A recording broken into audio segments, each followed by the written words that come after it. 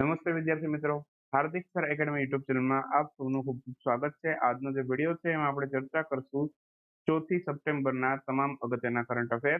તો શરૂ કરીએ વિડીયો શરૂ કરતા પહેલા આપણી એન્ડ્રોઇડ એપ્લિકેશન છે। એન્ડ્રોઇડ એપ્લિકેશનમાં તમે આપણી કરંટ અફેરની ઈ-બુક મેળવી શકો છો, પીડીએફ મેળવી શકો છો, ઉપરાંત તમે ટેસ્ટ પણ આપી શકો છો ડેઇલી કરંટ અફેરની।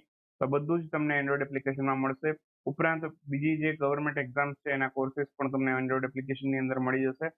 તો એ માટે તમારે ડિસ્ક્રિપ્શનમાં આપેલી લિંકમાંથી આપણી એન્ડ્રોઇડ એપ્લિકેશન ડાઉનલોડ કરો અથવા પ્લે સ્ટોરમાં હાર્દિક સર એકેડમી લખી સર્ચ કરો તો પણ આપણી એન્ડ્રોઇડ એપ્લિકેશન મળી જશે। ટેસ્ટ એપ્લિકેશનમાં ન આપવું હોય તો અહીંયા 2 પ્રશ્ન તમારા માટે મૂકું છું, કોમેન્ટ બોક્સની અંદર એટેન્ડ કરવાનો પ્રયાસ કરો। તો સૌથી પહેલો ક્વેશ્ચન એવો છે કે હાલમાં જ વોઇસ ટુ પાર્લામેન્ટ નામથી એક જનમત સંગ્રહ કયા દેશે કર્યો છે? બીજું છે કે ચંદ્રયાન 3 ચંદ્રના સાઉથ પોલ ઉપર કયા તત્વોની શોધ કરી છે? જે ક્વેશ્ચન તમારા માટે છે જેટલું યાદ આવે લખવાનો પ્રયાસ કરજો। જેમ કે અહીંયા મેં માત્ર કયા તત્વની શોધ કરી, બરાબર, અહીંયા ઓપ્શનમાં છે એ સિવાયના પણ ઘણા બધા તત્વો છે, ચંદ્રયાન 3 છે એને શોધ્યા છે। તો એ બધું મેં તમને એ વિડીયોમાં કીધું હતું ગઈકાલના વિડીયોની અંદર। ઓકે, તો 3 સપ્ટેમ્બરનો જે વિડીયો આવ્યો એની અંદર આપણે આ બધી ચર્ચા ઓલરેડી કરી ગયા છીએ। ક્લિયર? તો હવે આપણે ચર્ચા કરીએ 4 સપ્ટેમ્બરના કરંટ અફેર। ડેઈલી 2 પ્રશ્ન તમને પૂછવાનો પ્રયાસ કરીશ જેથી તમારું થોડુંક નોલેજ છે ઇમ્પ્રુવ થાય। શરૂ કરીએ આજનો વિડીયો। હાલમાં જ United Nations commission for social development એનું 62મું સત્ર છે। એના 62મા સત્રના અધ્યક્ષ તરીકે નીચેનામાંથી કોની નિયુક્તિ કરવામાં આવેલી છે? તો આ United Nations commission for social development એનું 62મું સત્ર છે, એના અધ્યક્ષ બન્યા છે રુચિરા કંબોજ। તો ઓપ્શન બી અહીંયા આપણો આન્સર થશે। હાલમાં જ રુચિરા કંબોજ છે એને સંયુક્ત રાષ્ટ્રના કમિશન ફોર સોશિયલ ડેવલપમેન્ટ છે એના 62મા સત્રના અધ્યક્ષ તરીકે નિયુક્ત કરવામાં આવેલા છે। અગાઉ તમને યાદ હોય તો રુચિરા કંબોજ છે એ સંયુક્ત રાષ્ટ્રની અંદર ભારતના સ્થાયી પ્રતિનિધિ પણ હતા। તો આ પણ એમના વિશે અગત્યનો મુદ્દો છે। સ્થાયી પ્રતિનિધિ હતા સંયુક્ત રાષ્ટ્રના, એ પહેલા એ ક્યાં હતા તો કે ભૂટાનની અંદર ભારતના રાજદૂત હતા। તો ભૂટાનમાં ભારતના રાજદૂત હતા। ઓકે, તો એ પણ અગત્યનો મુદ્દો છે એમના વિશે, એ પણ યાદ રાખશું। આ બધું ક્યાં ઉપયોગી બને? જીપીએસસીમાં જે વાક્ય આપી દે ને એમાંથી આમાં એકાદું વાક્ય એની અંદર બેસી જાય। ક્લિયર? તો આ ધ્યાન રાખવું। તો આ અત્યારે આપણે વાત કરીએ છીએ United Nations commission for social ડેવલપમેન્ટની। તો એનું મુખ્ય મથક ક્યાં છે તો કે ન્યુયોર્કની અંદર આવેલું છે। ન્યુયોર્કની અંદર યુનાઇટેડ નેશન્સની ઘણી બધી એવી પેટા સંસ્થાઓ છે કે જેના મુખ્ય મથક આવેલા છે। જેમ કે યુનિસેફ છે એનું મુખ્ય મથક પણ ન્યુયોર્કમાં છે। યુએનડીપી નું પણ મુખ્ય મથક છે ન્યુયોર્કમાં આવેલું છે। યુએનએફપીએ નું ત્યાં આવેલું છે, યુએન વુમેન નું ત્યાં આવેલું છે, અને સંયુક્ત રાષ્ટ્રનું જે હેડક્વાર્ટર છે એ પણ ન્યુયોર્કમાં આવેલું છે। ક્લિયર? તો આ બધાના ન્યુયોર્કની અંદર હેડક્વાર્ટર આવેલા છે। ન્યુયોર્ક ક્યાં આવેલું છે તો કે અમેરિકાની અંદર યુએસએમાં આવેલું છે। તો આટલા અગત્યના મુદ્દા છે જે આમાંથી તમારે યાદ રાખવાના છે। જેટલા પણ પોઈન્ટ બને છે પરીક્ષાને અનુલક્ષીને બધા અહીંયા આવી જાય છે। નેક્સ્ટ ક્વેશ્ચન છે, હાલમાં જ નીચેનામાંથી કયા દેશની વસ્તીમાં 2022ની અંદર છે એ ઘટાડો નોંધાયો છે? તો 2022ની હમણાં જ વસ્તી ગણતરી આ દેશની અંદર જાહેર થઈ છે। ત્યાં જાપાન છે, જાપાનની અંદર છે આ વસ્તીની અંદર છે ઘટાડો નોંધાયેલો છે। તો જાપાનની જનસંખ્યામાં ઘટાડો નોંધાયેલો છે એવું પણ શબ્દ કહી શકીએ। તો જાપાનની જે વસ્તી છે એમાં ઘટાડો નોંધાયેલો છે। તો અહીંયા જાપાન આપણો આન્સર આવશે। જાપાન છે, ઓકે, ત્યાં વસ્તી ગણતરી હમણાં જ કરવામાં આવેલી છે। વસ્તી ગણતરી પ્રમાણે જાપાનમાં કુલ કેટલી વસ્તી ઓછી થઈ તો કે 8 લાખ જેટલી વસ્તી છે એ ઓછી થઈ। ક્લિયર? તો 8 લાખ જેટલી વસ્તી જાપાનમાં ઓછી થઈ। તો આનો કુલ ઘટાડો આપણે કહીએ તો કુલ કેટલો ઘટાડો નોંધાયેલો છે તો 0.65% ઘટાડો છે એ નોંધાયેલો છે। ક્યાં તો કે જાપાનની અંદર। ક્યારે તો કે 2022માં। તો 2022માં આટલો ઘટાડો નોંધાયો છે જાપાનની અંદર। આ ઉપરાંત તમને વાત કરું તો જાપાનની કુલ વસ્તી કેટલી છે તો કે 12.5 કરોડ છે જાપાનની વસ્તી છે। ઓકે, અને એમાંથી 12.5 કરોડમાંથી પણ પાછા 2.5 કરોડ લોકો છે, 2.5% લોકો છે એ વિદેશી લોકો છે। 2.5% લોકો છે એ કેવા છે તો કે વિદેશી વ્યક્તિઓ છે। તો જાપાન બીજા કયા કયા કારણોથી ન્યૂઝમાં હતું? જાપાન છે ત્યાં 2026ના એશિયન ગેમ્સનું આયોજન થશે। ઓકે, તો એ એક અગત્યનો મુદ્દો છે જાપાન માટે। અને હમણાં જ એશિયન એથ્લેટિક ચેમ્પિયનશિપ થઈ હતી, એ ક્યાં થઈ હતી? થાઈલેન્ડના બેંકોકમાં થઈ હતી। બેંકોકમાં થાઈલેન્ડની અંદર છે વિશ્વ હિન્દુ સંમેલન છે એનું આયોજન પણ થયેલું હતું, વર્લ્ડ હિન્દુ કોન્ફરન્સ, એ પણ થાઈલેન્ડના બેંકોકમાં થઈ હતી। અને અહીંયા વર્લ્ડ એથ્લેટિક ચેમ્પિયનશિપની આપણે વાત કરતા હતા તો એમાં જાપાન છે એ પ્રથમ ક્રમ ઉપર હતું મેડલ ટેબલની અંદર. જાપાનની સાથે આપણે યુદ્ધ અભ્યાસ પણ કરીએ છીએ, સૈન્યમૈત્રી કરીએ છીએ, વીર ગાર્ડિયન કરીએ છીએ, ધર્મ ગાર્ડિયન પણ કરીએ છીએ. તો ત્રણેય યુદ્ધ અભ્યાસ આપણે કયા દેશ સાથે કરીએ છીએ? તો કે જાપાન સાથે આ બધા યુદ્ધ અભ્યાસ આપણે કરીએ છીએ. તો આ પણ અગત્યનો મુદ્દો છે. ક્લિયર? એના પછી નેક્સ્ટ ક્વેશ્ચન ઉપર આવી જઈએ. હાલમાં એશિયા જુડો કપ અથવા તો junior Asia cup judo championship 2023 આનું સમાપન થઈ ગયું. આનું ટાઇટલ છે કયા દેશે જીત્યો હતો, તો કયો દેશ આમાં વિજેતા બન્યો છે? ભારત આમાં બીજા ક્રમ ઉપર હતું, ઓસ્ટ્રેલિયામાં પહેલા ક્રમ ઉપર હતું. તો આન્સર આવશે ઓપ્શન સી, ઓસ્ટ્રેલિયા. તો હાલમાં જ છે junior Asia cup judo championship છે એનું આયોજન ક્યાં થયું હતું એવું પણ પૂછી શકે. તો આ ચીનના મકાઉની અંદર છે આનું આયોજન થયેલું હતું. તો ચીનનું મકાઉ છે બીજા પણ એક કારણથી ન્યૂઝમાં હતું, જે હમણાં જ FIH એટલે કે ઇન્ટરનેશનલ હોકી ફેડરેશન તો એના અત્યારે નવા અધ્યક્ષ બન્યા છે તૈયબ ઇકરમ. તો એ ચીનના મકાઉ શહેરના છે. એના કારણોથી પણ આ ચીનનું મકાઉ શહેર ચર્ચામાં હતું અને અહીંયા હમણાં જુડો ચેમ્પિયનશિપ પણ થઈ હતી. વિજેતા ઓસ્ટ્રેલિયા બનેલું. ઓસ્ટ્રેલિયા પહેલા નંબરે, ભારત બીજા ક્રમ ઉપર. ભારતે આમાં કેટલા મેડલ મેળવ્યા? તો કે 3 ગોલ્ડ, 1 સિલ્વર, 1 બ્રોન્ઝ મેડલ, કુલ 5 મેડલ સાથે ભારત આમાં બીજા ક્રમે હતું. તો હવે થોડુંક ચીન વિશે વાત આવી છે, ચીનની અંદર આનું આયોજન થયું છે તો થોડુંક એના વિશે ડિસ્કસ કરી લઈએ. જેમ કે હમણાં જ ચીન અને યુએઈ, ભારત તો આપણે ચીન સાથે બહુ યુદ્ધ અભ્યાસ નથી કરતો, એક જ યુદ્ધ અભ્યાસ કરે છે હેન્ડ ઇન હેન્ડ. એ પણ હમણાં ઘણા લાંબા સમયથી નથી થયો. તો ખાલી એક જ યુદ્ધ અભ્યાસ થાય છે ચીન સાથે, એનું પણ આયોજન ઘણા લાંબા સમયથી નથી થયું. તો હવે ચીન અને યુએઈ વચ્ચે છે હમણાં એક યુદ્ધ અભ્યાસ થયો હતો, એક એક્સરસાઇઝ થઈ હતી, એનું નામ હતું ફાલ્કન શિલ્ડ એક્સરસાઇઝ.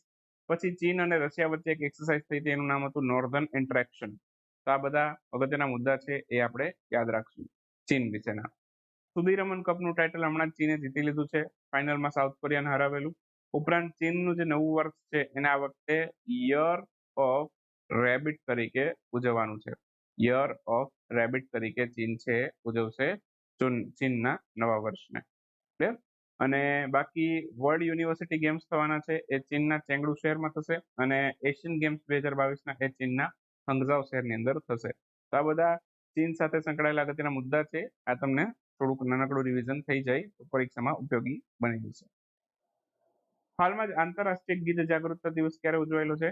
આ એકચ્યુઅલમાં દર વર્ષે સપ્ટેમ્બર મહિનાનો પહેલો શનિવાર આવે, ફર્સ્ટ સેટરડે, ત્યારે આ દિવસ ઉજવાય છે. તો આની તારીખ છે, ડેટ છે, ફિક્સ નથી હોતી. આ વખતે 2 સપ્ટેમ્બરે આવેલું. તો 2 સપ્ટેમ્બરે આંતરરાષ્ટ્રીય ગીધ જાગૃતતા દિવસની ઉજવણી કરવામાં આવેલી. 2 સપ્ટેમ્બર 2023ના રોજ સપ્ટેમ્બર મહિનાનો પહેલો શનિવાર આવે ત્યારે આ દિવસ ઉજવાય છે. એટલે દર વર્ષે ડેટ ફિક્સ ના હોય.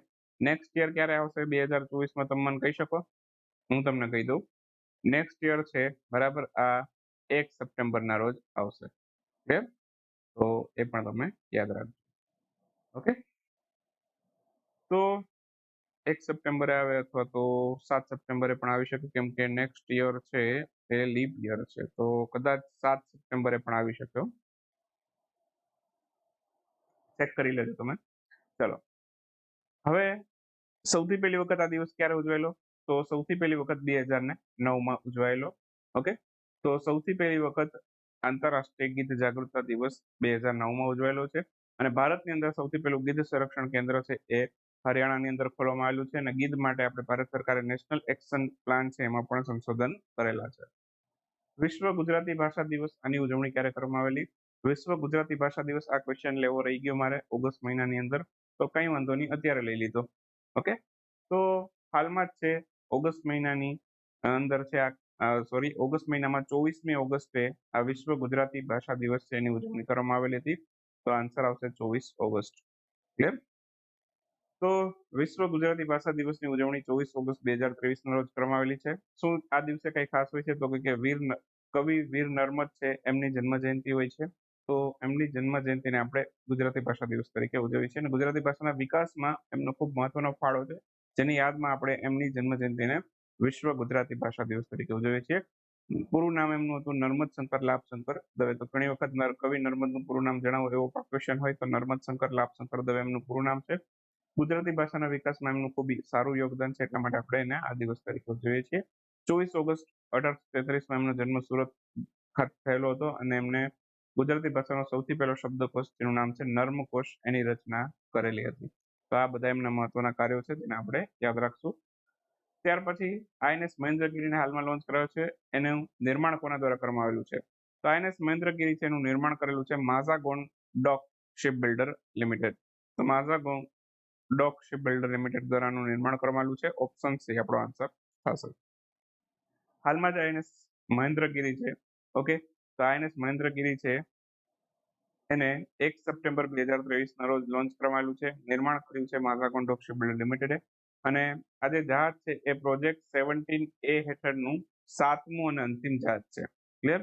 તો પ્રોજેક્ટ 17A હેઠળ કુલ કેટલા જહાજ તૈયાર કરવાના હતા એવું પૂછે તો 7 જહાજ તૈયાર કરવાના હતા, જેમાંથી 4 જહાજ છે એ માઝાગોન ડોક શિપ બિલ્ડર લિમિટેડ કરશે, જે મુંબઈ ખાતે આવેલી છે, અને 3 જહાજ છે એ GRS એટલે કે Garden Reach Ship Builder Engineer Limited Kolkata એમના દ્વારા બનાવવામાં આવશે. તો સાથે સાથ બનીને લોન્ચ થઈ ગયા છે, કમિશન થવાના બાકી છે હવે.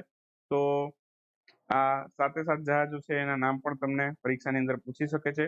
તો સાથે સાત જહાજના નામ અને એનું નિર્માણ કોણે કરેલું છે તમારે ખાસ યાદ રાખવાનું છે. હું તમને એકદમ ક્રમમાં જ યાદ રખાવીશ. આ તમામ સાથે સાત જહાજો છે એને પર્વત શૃંખલાના નામ ઉપરથી નામ આપ્યા છે. તો કયા કયા છે એ જોઈ લઈએ. તો આ બધા કેવા છે? સ્વદેશી નિર્મિત stealth frigate. Stealth frigate, frigate એટલે એક પ્રકારના જહાજ છે. તો અહીંયા સૌથી પહેલું હતું એ હતું આઈએનએસ નીલગિરી, એનું નિર્માણ કર્યું માઝાગોન ડોક શિપ બિલ્ડરે. પછી બીજું આવ્યું આઈએનએસ હિમગીરી, એ ગાર્ડન રીચે બનાવ્યું. ત્રીજું આવ્યું આઈએનએસ ઉદયગીરી, એ માઝાગોન ડોક શિપ બિલ્ડર લિમિટેડે બનાવ્યું. ત્યાર પછી ચોથું આવ્યું આઈએનએસ દુનાગીરી, એ GRS એટલે કે ગાર્ડન નીચે બનાવ્યું છે. પાંચમું આવ્યું આઈએનએસ તારાગીરી, ઓકે, એ પાછું માઝાગોન ડોક શિપ બિલ્ડરે બનાવ્યું. પછી છઠ્ઠું આવ્યું વિંધ્યાગીરી, એ ગાર્ડન નીચે બનાવ્યું, ને બાકી સાતમું હમણાં જ વાત કરી માઝાગોન ડોકે બનાવ્યું. ક્લિયર? આ બધા સાથે સાત છે એ તમે આવી રીતે ક્રમમાં યાદ રાખશો તો તમને કોઈ પણ પ્રકારે તકલીફ નહીં આવે GPSC ની અંદર પણ. ઈસરો દ્વારા મછવારાની સુરક્ષા માટે હાલમાં જ બનાવવામાં આવેલા એપનું નામ જણાવો. તો હમણાં જ ઈસરો છે, ઈસરોએ એક એપ બનાવી કોના માટે? મછવારાની સુરક્ષા માટે. તો આનું નામ છે નભમિત્ર. ઓપ્શન સી આપણો આન્સર થશે. હાલમાં જ મછવારાઓની સુરક્ષા માટે ઈસરોએ એક એપ બનાવી, નામ છે એનું નભમિત્ર. ઓકે, તો આ મછવારાની સુરક્ષા માટે ક્વેશ્ચનમાં ઓપ્શનમાં રિવર્સમાં પણ પૂછી શકે કોના માટે છે આ એપ, તો કે મછવારાની સુરક્ષા માટે છે. ક્લિયર? તો નભમિત્ર જોઈને એવા એકાદ ઓપ્શન એવા પણ સેટ કરે કે ભાઈ હવામાં મોનિટરિંગ કરવા માટે, વાતાવરણના પ્રદૂષકોનું મોનિટરિંગ કરવા માટે એવા બધા ઓપ્શન સેટ કરી શકાય એક્ઝામિનર. તો ધ્યાન રાખવાનું આ મછવારા માટે છે. મછવારા માટે શું છે? તો કે સ્થાનિક ભાષાની અંદર સમુદ્રના મોસમ અને વાવાઝોડા છે એના એલર્ટ મેસેજો છે એ માછીમારોને સ્થાનિક ભાષામાં મોકલવામાં આવશે. ક્લિયર? અને બાકી ઈસરોની વાત કરીએ તો 1969માં ઈસરોની સ્થાપના થઈ. મુખ્ય મથક કર્ણાટકના બેંગ્લોરમાં છે.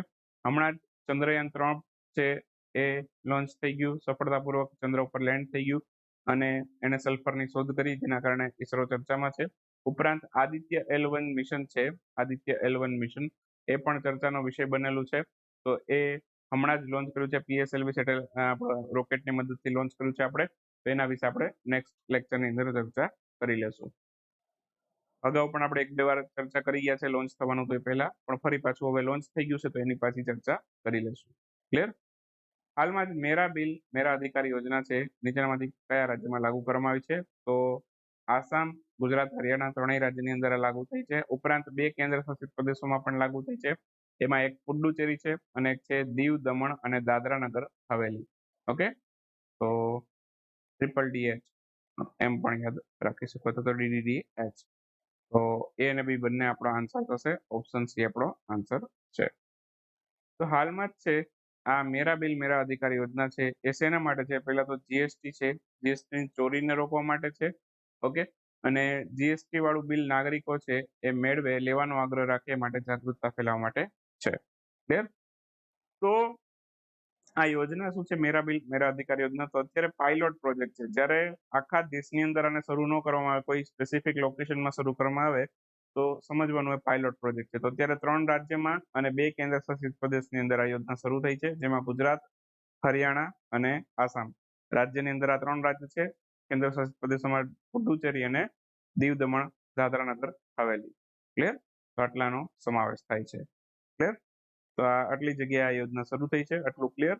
હવે આ યોજના શું છે એનું કહી દઉં તમને. તો આ નાણાં મંત્રાલય અંતર્ગત આવતી યોજના છે, એટલે કે ફાઇનાન્સ મિનિસ્ટ્રીની યોજના છે. 1 કરોડનું ઇનામ મળશે, પણ કેટલા વ્યક્તિને? તો કે માત્ર 2 વ્યક્તિને.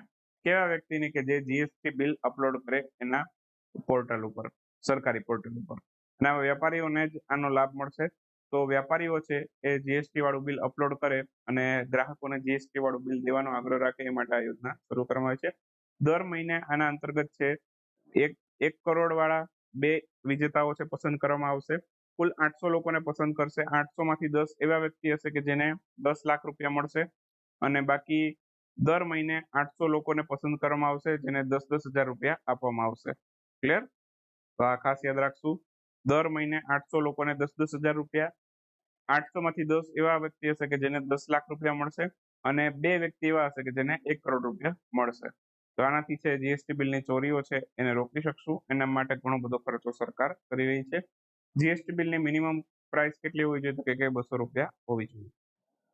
એના પછી નેક્સ્ટ વાત કરીએ તો ઓનલાઈન ક્વેશ્ચન જોઈ લઈએ. તો હાલમાં જ રાષ્ટ્રપતિ દ્રૌપદી મુર્મુ એમના દ્વારા કયા રાજ્ય ખાતેથી ડિવાઇન લાઇટ હાઉસની આધારશિલા રાખવામાં આવી છે? દ્રૌપદી મુર્મુએ આધારશિલા રાખી છે ઓડિશા રાજ્ય ખાતેથી રાખી છે ડિવાઇન લાઇટ હાઉસ માટે. હાલમાં જ ભારત અને ઓસ્ટ્રેલિયા વચ્ચે કેટલામી ડિફેન્સ સ્ટોકનું આયોજન કરવામાં આવેલું? તો ભારત ઓસ્ટ્રેલિયા વચ્ચે 8મી ડિફેન્સ સ્ટોક થઈ હતી. ઓકે, અને ક્યાં થઈ હતી? તો કે ઓસ્ટ્રેલિયાના કેનબરામાં થઈ હતી. બીજી અખિલ ભારતીય શિક્ષા સમાગમ એનું આયોજન કયા સ્થળે થયું? આનું આયોજન થયું નવી દિલ્હી ખાતે. આમાં પ્રધાનમંત્રી નરેન્દ્રભાઈ મોદીએ 100 પુસ્તક જેને 12 ભાષાની અંદર લોન્ચ કર્યા. હાલમાં જ કયા રાજ્યની સરકાર દ્વારા બાલ શ્રમિક વિદ્યા યોજનાની શરૂઆત કરવામાં આવી છે? તો બાલ શ્રમિક વિદ્યા યોજના છે ઉત્તર પ્રદેશની યોજના છે. એકચ્યુઅલમાં 2020માં શરૂ થઈ હતી, પણ ત્યારે પાયલટ પ્રોજેક્ટ હતો, સક્સેસ રહ્યો હતો. હવે પહેલા 20 જિલ્લામાં લાગુ હતી, હવે આખા સમગ્ર ઉત્તર પ્રદેશમાં 75 જિલ્લાની અંદર આ લાગુ કરવામાં આવી છે, જેના કારણે ચર્ચામાં રહી છે. World ઇન્ટરનોટ day. ઇન્ટરનોટ એટલે કે ઇન્ટરનેટનો ઉપયોગ કરનાર, એટલે કે આપણે બધા. તો આની ઉજવણી પણ થાય છે, અને આ ક્યારે ઉજવાયેલો? તો કે 23 ઓગસ્ટે ઉજવવામાં આવેલો હતો. બસ, તો આ સાથે સમાપ્ત કરીએ આજનો દિવસ. મળીએ આજે 4મી સપ્ટેમ્બર, આવતીકાલે 5મી સપ્ટેમ્બર ટીચર્સ ડેના વિડીયોમાં આપણે મળીએ. કાલે ઇન્ટરનેશનલ ચેરિટી દિવસ પણ છે અને ટીચર્સ ડે પણ છે. તો કાલના વિડીયોમાં મળીએ 5મી સપ્ટેમ્બરે. મારા માટે થોડોક ગર્વનો દિવસ પણ છે. કાલે આપણે થોડીક ચર્ચા કરશું. મળીએ નેક્સ્ટ વિડીયોમાં. ત્યાં સુધી રજા લઈએ.